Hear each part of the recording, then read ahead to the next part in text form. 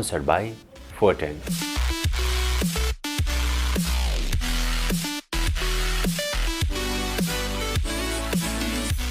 Banking partner. मध्ये सबैभन्दा best NIC एसियाको बचत खाता यो हो सर्वश्रेष्ठ यो हो सर्वश्रेष्ठ. Sponsored by Marina Inplex. Designing your dreams since 1983. Marina Impex. Supported by O2 Studio. उत्कृष्ट रेकर्डिङको लागि O2 स्टुडियो कपुधारा काठमाडौँ. सम्पर्क 9862622558. Educational partner Emperor Education Network. नमस्कार. कानुनका कुरा कार्यक्रममा यहाँलाई स्वागत छ. म अधिवक्ता लीलानाथ घिमिरे. अर्थसंसार.com ले उत्पादन गर्ने यो कार्यक्रम अर्थसंसारको आफ्नै युट्युब च्यानलमा प्रसारण हुन्छ. हामी यहाँहरूले हाम्रो सामाजिक सञ्जाल, इमेल लगायतका माध्यमद्वारा साताभरि सोध्नुभएका कानुन सम्बन्धी जिज्ञासाको समाधान लिएर उपस्थित भएका छौँ. हामीलाई यो साता धेरै प्रश्नहरू प्राप्त भएका छन्. तीमध्ये केही प्रश्नहरूको समाधान गर्ने प्रयास गर्नेछु. आजको पहिलो प्रश्न छ. करिब 6-7 महिना अघि मैले एउटा रेस्टुरेन्ट खोलेको थिएँ. त्यसवखत दर्ता गर्ने समयमा समयको अस्तव्यस्तताले यसै काम चलाउको लागि एउटा नाममा दर्ता गरियो. तर अहिले म आफ्नो रेस्टुरेन्टको नाम परिवर्तन गर्न चाहन्छु. के मैले पुनः शुल्क तिरेर दर्ता गराउनु पर्ने हुन्छ कि यसै नाम मात्र परिवर्तन गरेर चलाउँदा हुन्छ? अब पहिलो कुरा त तपाईको रेस्टुरेन्ट चाहिँ कहाँ दर्ता छ? तपाईले कम्पनी रजिस्ट्रार कार्यालयमा दर्ता गर्नुभएको हो भने तपाईको प्रबन्ध पत्र र नियमावलीमा तपाईको नामलाई संशोधन गर्नुपर्छ. तपाई एकल शेयर धनी भएर तपाईले यो कम्पनी दर्ता गर्नुभएको हो कि धेरैजना शेयर होल्डरहरू हुनुहुन्छ? तपाईले धेरैजना शेयर होल्डर हुनुहुन्छ भने विशेष साधारण सभा गरेर प्रबन्ध पत्र र नियमावली संशोधन गर्नुपर्छ. तपाई एकल शेयर धनी हो भनेदेखि तपाईले एउटै बैठकबाट प्रबन्ध पत्र र नियमावली संशोधन गर्न सक्नुहुन्छ. नियमावली र प्रबन्ध पत्रमा रहेको नाम संशोधन गर्न 3 महले विवरण भर्नुपर्छ. पहिलाको नाम र तपाईले संशोधन गर्ने नाम र संशोधन गर्नुपर्ने कारण उल्लेख गरेर 3 महले विवरण र प्रबन्ध पत्र तथा नियमावलीमा कुन दफामा चाहिँ तपाईले संशोधन गर्नुभयो त्यो संशोधन गरेको विवरण चाहिँ तपाईले आफ्नो ओसीआर अर्थात् कम्पनी रजिस्ट्रार कार्यालयको वेबसाइटमा रहेको तपाईको कम्पनीको एकाउन्टमा त्यो सबै विवरण अपलोड गर्नुपर्छ र त्यसलाई लिएर कम्पनी रजिस्ट्रार कार्यालयमा जानुपर्छ. कम्पनी रजिस्ट्रार कार्यालयले तपाईले प्रस्ताव गरेको नाम अरू कम्पनीहरूसँग जुधेन भने तपाईको प्रबन्ध पत्र र नियमावलीमा उल्लेख भएको नाम संशोधन गर्न स्वीकृति दिन्छ. तपाईले कम्पनी रजिस्ट्रार कार्यालयबाट स्वीकृति लिएपछि त्यो नाम गरेको कम्पनीको दायित्व तथा सम्पत्ति स्वीकार गर्ने र पुरानो कम्पनीको दायित्व सबै तपाईले जिम्मा लिएको तपाईको नयाँ नामको कम्पनीले जिम्मा लिएको भनेर 3 पटक राष्ट्रिय पत्रिकामा सूचना गर भनेर कम्पनी रजिस्ट्रार कार्यालयले तपाईलाई आदेश दिन्छ. त्यस अनुसारको तपाईले राष्ट्रिय दैनिक कुनै पत्रिकामा सूचना गर्नुपर्छ. त्यसपछि 1 वर्षसम्म पुरानो कम्पनीको नाम अर्थात् पुरानो रेस्टुरेन्टको जुन तपाईको नाम छ त्यो नाम परिवर्तन भएर यो नाम बनेको रेस्टुरेन्ट हो भनेर तपाईले आफ्नो लेटर हेडमा लेटर प्याडमा तल चाहिँ त्यो विवरण उल्लेख गर्नलाई उसले कम्पनी रजिस्ट्रार कार्यालय भन्छ. त्यसपछि तपाईले आफ्नो रेस्टुरेन्टको नाम परिवर्तन गरेर चलाउन सक्नुहुन्छ. अर्को प्रश्न छ. मेरो जन्म दर्ता शैक्षिक प्रमाणपत्रमा नाम सुरजलाल मोदनवाल छ. के मैले नागरिकतामा बीचको लाल हटाएर सुरज मोदनलाल राख्न सक्छु? यदि सक्छु भने पछि डकुमेन्टमा भएको लाल बीचको शब्द र नागरिकतामा भएको नामसँग तालमेल मिल्छ या नै? कृपया भनिदिनुहोस् भन्नुभएको छ। तपाईले नागरिकता बनाउनु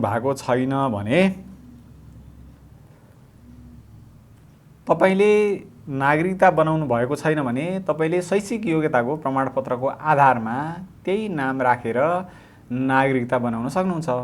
तर नागरिकता बनाइसकेको अवस्थामा चाहिँ तपाईले सर्टिफिकेटमा र नागरिकतामा नाम फरक भयो भने तपाईले शैक्षिक योग्यताको प्रमाणपत्रमा चाहिँ परिवर्तन गर्नुपर्ने हुनसक्छ। तपाईले शैक्षिक योग्यता प्रमाणपत्रमा एउटा नाम उल्लेख गरिसक्नुभयो र रजिस्ट्रेसन पनि त्यहाँ गरिसक्नुभयो भनेदेखि तपाईलाई नागरिकता बनाउनु अगाडि तपाईलाई नाम रोज्ने छुट दिएको छ। भनेको तपाईको जन्म दर्तामा अर्कै नाम भए पनि शैक्षिक योग्यताको प्रमाणपत्रको नाम उल्लेख गरेर तपाईले नागरिकता बनाउन सक्नुहुन्छ। तर तपाईलाई रहर लाग्यो भन्दैमा आफूलाई जुन नाम मन लाग्यो त्यही राख्न पाउनुहुन्न। त्यसरी राख्नु भयो भने तपाईलाई नै दुःख हुन्छ, किनभने तपाईले नागरिकतामा एउटा नाम उल्लेख गर्नुभयो, शैक्षिक योग्यताको प्रमाणपत्र अर्को नाम छ, त्यहाँ सच्याउन तपाईले गाउँपालिका वडा लगायतको सिफारिस लिएर अझ सरजमिन पनि गर्नुपर्ने हुनसक्छ। तपाईले धेरै ठाउँमा धाउनुपर्ने हुन्छ। त्यसो हुनाले किन यस्तो दुःख गर्नुहुन्छ? लालले तपाईको नाम थोरै लामो भए पनि तपाईलाई खासै असर गर्दैन, नाममा केही छैन। त्यसो हुनाले तपाईले आफ्नो शैक्षिक योग्यता प्रमाणपत्र अनुसार नागरिकता बनाउनुस्, त्यसैमा तपाईको कल्याण छ। अर्को प्रश्न छ, एयरलाइन्सहरूले सिजन र माग अनुसार भाडा घटाउने र बढाउने गरिरहेका हुन्छन्, त्यसैगरी बसहरूले पनि आफूखुसी भाडा बढाउने घटाउने गर्न सक्छन् भनेर सोध्नुभएको छ। यस्तो होइन, एयरलाइन्सहरूले पनि नियामक निकायबाट भाडा दर चाहिँ स्वीकृत गराउनुपर्छ। त्यसमा चाहिँ नियामकहरूले अधिकतम भाडा दर भनेर उसलाई स्वीकृति दिएको हुन्छ। अब प्रतिस्पर्धा गर्दाखेरि कहिलेकाहीँ घटाघटमा सस्तोमा उनीहरूले उडाउने गरेका छन्, तर सिजनमा चाहिँ जति अधिकतम भाडा लिन पाउने हो त्यही अनुसारको लिन्छन्, किनभने त्यतिखेर माग धेरै हुन्छ। माग धेरै भएको बेलामा चाहिँ अधिकतम शुल्क राख्यो भने पनि टिकट किन्छन्, मान्छेहरू उड्नै चाहन्छन् भनेर उनीहरूले बढी भाडा लिने गर्छन्। दसैँमा जुन अधिकतम लिन पाउने भाडा हो त्यही भाडाको मात्रै टिकट पाइन्छ, नत्र अरू बेलामा चाहिँ उनीहरूले प्रतिस्पर्धामा सस्तोमा टिकट बेच्छन्। त्यो उनीहरूले अनुमति प्राप्त गरे अनुसार नै टिकट दर तोकेका हुन्। त्यसैगरी बसले पनि आफूखुसी भाडा बढाउन पाउँदैन। यातायात व्यवस्था विभागले पेट्रोलियम पदार्थको मूल्य वृद्धि अनुसार भाडा दर घटबढ गर्छ। मूल्य बढाउँछ र घटाउँछ। सामान्यतया घट्दाखेरि घटाइँदैन, तर अलि देखिने गरी चाहिँ पेट्रोलियम पदार्थको मूल्य घट्यो भने चाहिँ घटाएका केही एकाध उदाहरणहरू छन्, नत्र धेरै जसो चाहिँ बढाएकै हुन्छ। त्यसो हुनाले नियामकको अनुमतिमा मात्रै भाडा दर थपघट गर्न सकिन्छ, आफू खुसी भाडा बढाउन सकिँदैन। अर्को प्रश्न छ, मेरी आमाले आफ्नो नातेदारलाई 2016मा केही रकम साबित दिनुभएको थियो, उनीहरूले अहिलेसम्म त्यो रकम फिर्ता गरेका छैनन्। सन् 2018मा एउटा कानुनी कागज बनाइएको छ, नगद लिएको 6 महिना बित्दा पनि हाम्री आमाले सापट दिएको रकम फिर्ता पाउनुभएको छैन। 6 महिना होइन 6 वर्ष भन्न खोज्नुभयो होला। हामी कुन प्रक्रियाबाट त्यो रकम फिर्ता गर्न सक्छौँ भन्नुभएको छ। तपाईहरूले 2018 सालमा घरायसी लिखत अर्थात् तमसुक गर्नुभएको हो भनेदेखि तपाईले जिल्ला अदालतमा गएर लेनदेनको मुद्दा गर्न सक्नुहुन्छ। त्यो कागज चाहिँ कानुनी प्रक्रिया पुरा गरेको हुनुपर्छ। अब तपाईले ठाडो कागजमा अथवा डायरीमा लेखे जस्तै यति रकम दिएको भनेर लेखाउनु भएको छ भने त्यसले प्रमाणको स्वरूप ग्रहण नगर्न सक्छ। तर प्रक्रिया जुन कानुनले तोकेको प्रक्रिया पुरा गरेको छ भने तपाईले लेनदेनको मुद्दा गर्न सक्नुहुन्छ। लेनदेनको मुद्दामा अदालतले प्रमाण बुझेर तपाईलाई रकम भराइदिन्छ। तर तपाईले जति ब्याज लिन्छु भनेर उल्लेख गरे पनि 10% मात्रै ब्याज अदालतले भराइदिन्छ। पुस 2078 सालमा मेरो दाइको मानव बेचबिखन सम्बन्धी केस मिलाइदिन्छु भनेर रु 3 लाख चेक मार्फत एकजना व्यक्तिले लिएको र पैसा पाएपछि सम्पर्कविहीन भएको छ। सो पैसा लिने व्यक्ति मेरो दाइसँग भित्र कारागारमै थियो। त्यो व्यक्ति केही दिनमा निस्कनेवाला भएकोले गर्दा हामीलाई झन् विश्वास लागेर केही दिनमा निस्कियो पनि। त्यस दिन पश्चात कहिले पनि सम्पर्क भएन। हामीसँग मोबाइल नम्बर र पैसा हालिएको खाता नम्बर मात्र छ, अरू केही थाहा छैन। त्यसपछि गत ज्येष्ठमा टेकु चौकीमा रिपोर्ट गरे। त्यहाँबाट पनि केही हुन सकेन, लाग्ने मोबाइल नम्बर लिएर आउनु भन्छ। जहाँसम्म मलाई लाग्छ बैंकको खाता नम्बरबाट त्यो व्यक्तिको पुरै डिटेल निकाल्न सकिन्छ, तर पनि चौकीबाट केही पहल गरिएको देखिएन। चौकीबाट मुद्दा हालिदिनु, त्यसपछि पक्राउपुरी जारी हुन्छ अनि मात्र केही गर्न सकिन्छ भन्यो। हामी धेरै वकिलकोमा गयौँ, तर त्यहाँबाट पनि केही कुरा नागरिकता कपी चाहिन्छ अरे। यसमा हामी के गर्न सक्छौँ? त्यो पैसा माया मार्ने हो त, पैसा दिनु गलत हो, तर त्यो समयमा हामीले केही सोच्नै सकेनौँ, दुःखमा थियौँ, केही राम्रो भइहाल्छ कि भन्ने आशामा दिएका हौँ। आशा हजुरबाट सल्लाह सुझाव र सहयोग पाउनेछु भनेर लामो प्रश्न सोध्नु भएको छ। तपाईँले आफै स्वीकार गर्नुभयो यो गलत काम हो। किनभने कसैले पनि कोही व्यक्ति पक्राउ परेको छ कुनै अभियोगमा भनेदेखि सजिलै उसले चाहेर छुटाउन सकिँदैन किनकि अदालतले कानुनी प्रक्रिया पुरा गर्छ र न्यायको तराजुमा राखेर त्यो मुद्दामा प्रमाण के छ भनेर हेरेर फैसला गर्छ। अब तपाईँलाई जेलमै, ऊ आफै जेलमा बसिरहेको छ, त्यसमा जेलमा बसेका व्यक्तिले छुटाइदिन्छु भन्यो भन्दैमा तपाईँले पत्याइहाल्नु हुँदैन थियो। अब तपाईँले पत्याउनु भयो, तपाईँले गल्ती पनि स्वीकार्नु भएको छ। अब तपाईँसँग त्यो व्यक्तिले ठगी गरेको छ, ठगी गरेको अभियोगमा तपाईँले जाहेरी दिन सक्नुहुन्छ, तर उसको हुलिया विवरण चाहिँ तपाईँले दिनुपर्छ। अब तपाईँले दिएको नम्बर सम्पर्क हुन सकेन भनेर तपाईँले भन्नुभएको छ। सम्पर्क हुन नसकेको भएदेखि तपाईँले प्रहरीलाई त्यो खोजी गर्न लाउन सक्नुहुन्छ। अब प्रहरीले मानेन भनेदेखि तपाईँले त्यो जाहेरी चाहिँ ठगीको जाहेरी सरकारी वकिल कार्यालयमा पनि दर्ता गर्न सक्नुहुन्छ, अथवा सरकारी वकिल कार्यालयले पनि मानेन भने अदालतमा रिट दिएर त्यो मुद्दा दर्ता गराउन लगाउन सक्नुहुन्छ। अब तपाईँले गल्ती गरिसकेको अवस्थामा तपाईँले सम्पूर्ण विवरण राखेर एकचोटि प्रहरीले दर्ता गर्न नमानेको अवस्थामा माथिल्लो निकायमा, प्रहरीकै माथिल्लो निकायमा एकचोटि निवेदन दिनुहोस्। त्यहाँ पनि दर्ता गर्न मानेन भने सरकारी वकिल कार्यालयमा दिनुहोस्। सरकारी वकिल कार्यालयले पनि मानेन भने चाहिँ तपाईँले रिट मार्फत दर्ता गर्न अदालतमा गएर निवेदन दिएर त्यो मुद्दा दर्ता गराउन आदेश लिन सक्नुहुन्छ।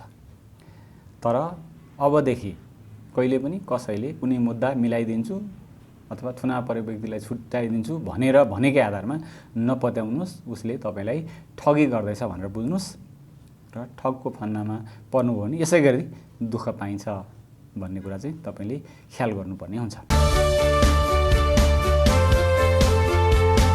अब अर्को प्रश्न छ, कुनै कम्पनी बन्द गर्नु अघि अडिट, आयकर तिर्ने लगायतका कम्पनी सम्बन्धित सबै काम गर्नुपर्छ कि कम्पनीलाई सिधै लिक्विडेसनमा लान सकिन्छ भनेर सोध्नु भएको छ। तपाईँले कम्पनी सञ्चालन गरेपछि तपाईँले तिर्नुपर्ने दायित्वहरू समयमै तिर्नुपर्छ, पुरा गर्नुपर्छ। कम्पनीलाई हरेक वर्ष अपडेट गर्नुपर्छ। अपडेट गर्नु अगाडि केही साधारण सभाहरू गर्ने, केही दफागत विवरणहरू बुझाउने गर्नुपर्छ। तपाईँले त्यस्तो गर्नु भएन भने तपाईँको कम्पनीलाई कम्पनी रजिस्ट्रारको कार्यालयले जरिमाना तोक्छ। जरिमाना तोकेको अवस्थामा त्यो जरिमाना नतिरी त्यो सरकारी बाँकी भन्छन् त्यसलाई, सरकारी बाँकी सर सरकारले जहिलेसुकै असुल्न सक्छ। त्यस हुनाले तपाईँले नतिरी बस्नुभएको अवस्थामा सिधै लिक्विडेसनमा लान सक्नुहुन्न। तपाईँले जति तिर्नुपर्ने करहरू सबै तिर्नुपर्छ। तपाईँले कम्पनीलाई अपडेट गरेको हुनुपर्छ, अडिट गराएको हुनुपर्छ, अनि त्यस पछाडि मात्रै तपाईँले त्यो कम्पनीलाई बन्द गर्नलाई प्रक्रिया अगाडि बढाउन सक्नुहुन्छ। अर्को प्रश्न छ, अंश मुद्दा सम्बन्धी केही महिनादेखि चल्दै आएको अंश सम्बन्धित मुद्दामा मेरो हजुरबाले मेरी आमा तथा हजुरआमालाई 5 वर्ष पहिले अंश दिइसकेको र अहिलेको सम्पत्तिमा कुनै हक नरहेको भनी प्रत्युत्तरमा उल्लेख गरेका छन्, जुन आवश्यक भने झुटो हो। हामी पटक पटक उहाँको घरमाथि ऋण लिने र घर बेच्ने क्रम वर्तमानको घरमा पनि दोहोर्याउन नदिएको यो विवाद उब्जेको हो। मसँग वकिल राख्ने सामर्थ्य छैन। यस अवस्थामा न्याय प्राप्तिका लागि मसँग के कस्ता विकल्पहरू छन् र उपयुक्त मुद्दामा के कस्ता कानुन बमोजिम बहस गर्न सकिन्छ भन्ने पनि जानकारी गराइदिन अनुरोध भन्नुभएको छ। कसैले अंश लिइसकेको र अहिलेको सम्पत्तिमा कुनै हक नरहेको भनी दाबी गर्छ भने उसले त्यसको प्रमाण बुझाउनुपर्छ। तपाईँहरूले अंश बुझेको केही भरपाई अथवा अंश बढ्ना गरेको लिखत हुनुपर्छ।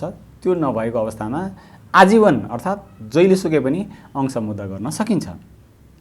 अब तपाईँले झुटो हो भने तपाईँले प्रमाणित गर्नुपर्छ। उहाँले दाबी गरेको कुरा उहाँले प्रमाणित गर्नुपर्छ। यो देवानी प्रकृतिको मुद्दा हो। त्यसैले जसले हामीले अंश दिइसकेको छ, अंश बढ्न भइसकेको छ, यसमा दाबी लाग्दैन भन्छ भने उसले पनि आफ्नो दाबी पुष्टि गर्नुपर्छ लिखित प्रमाणद्वारा। र अब तपाईको वकिल राख्ने सामर्थ्य छैन भन्नुभयो। वकिल राख्ने सामर्थ्य छैन भने पनि तपाईले आफ्नो मुद्दामा आफै बहस गर्न सक्नुहुन्छ। तपाईले केही कानुनी ज्ञान चाहिँ हुनुपर्छ। आफ्नो कुरा स्पष्टसँग राख्नुस्। न्यायाधीशकोमा गएर म वकिल राख्न सक्दिनँ, म आफ्नो कुरा आफै राख्छु भन्नुस्, तपाईले पाउनुहुन्छ। र यसमा चाहिँ तपाईले कानुनको अध्ययन गर्न चाहनुहुन्छ भने मुलुकी देवानी संहिता 2074 भन्ने एउटा कानुनको संहिता छ। त्यो संहितामा तपाईले यो सबै अंश बढ्न सम्बन्धी सबै कुराहरू प्राप्त गर्न सक्नुहुन्छ। कस्तो बेलामा अंश पाइन्छ, अंश मुद्दा गर्न के योग्यताहरू चाहिन्छ, कहिलेसम्म अर्थात् कति हदम्यादभित्र मुद्दा गर्न सकिन्छ भन्ने कुरा सबै त्यसमा छ। त्यो अध्ययन गरेर तपाईले अदालत समक्ष उपस्थित हुन सक्नुहुन्छ। एउटा प्राइभेट फर्मलाई कम्पनीमा लैजाने प्रक्रिया के हो भनेर अर्को प्रश्न आएको छ। प्राइभेट फर्मलाई तपाईले कम्पनी रजिस्ट्रारको कार्यालयमा दर्ता गर्न सक्नुहुन्छ। त्यसको लागि चाहिँ तपाई आफै त्यो प्राइभेट फर्मको सञ्चालक हुनुपर्छ र कम्पनीको सञ्चालक पनि तपाई आफै भएर कम्पनी दर्ता गर्नुपर्छ। कम्पनी दर्ता गर्नु अगाडि त्यो नामसँग मिल्ने अथवा अरूकै नाम राखेर पहिला कम्पनी दर्ताको प्रक्रिया अगाडि बढाउनुपर्छ।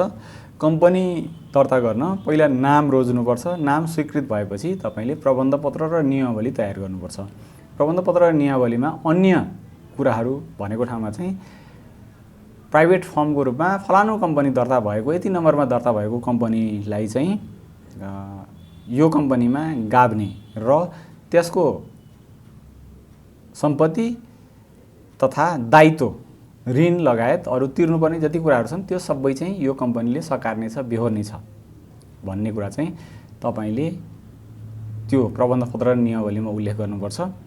र त्यो कम्पनीको प्रबन्धपत्र नियमावली लगायतका कागजातहरू तपाईको कम्पनीको एकाउन्टमा अपलोड गर्नुपर्छ र तपाईको स्वामित्वमा भएको प्रमाण चाहिँ सँगै पेश गर्नुपर्छ। त्यसपछि तपाईको कम्पनीको नाम स्वीकृत भएर प्रमाणपत्र प्राप्त भएपछि तपाईले पुरानो फर्मलाई चाहिँ दर्ता खारेज गराउन सक्नुहुन्छ। दर्शकवृन्द, आजलाई तपाईहरुले पठाउनुभएका प्रश्नहरूको समाधान यति नै। यहाँहरूले आफूलाई परेको कानुनी समस्या वा जिज्ञासा हामीलाई सोध्न सक्नुहुन्छ। यही भिडियोको तल पनि कमेन्ट गर्न सक्नुहुनेछ। हामी अर्को एपिसोडमा ती जिज्ञासाको समाधान गर्ने प्रयास गर्नेछौँ। आजलाई बिदा दिनुहोस्। धन्यवाद। नमस्कार।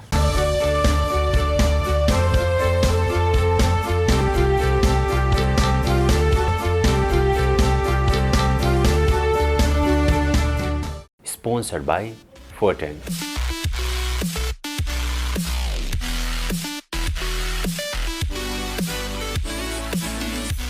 Banking partner. मध्ये सबैभन्दा बेस्ट एनआईसी एसियाको बचत खाता। यो हो सर्वश्रेष्ठ, यो हो सर्वश्रेष्ठ। Sponsored by Marina Inplex. Designing your dreams since 1983. Marina Impex. Supported by O2 Studio. उत्कृष्ट रेकर्डिङको लागि O2 स्टुडियो कपुधारा काठमाडौँ। सम्पर्क 9862622558। Educational partner Embedding Education Network.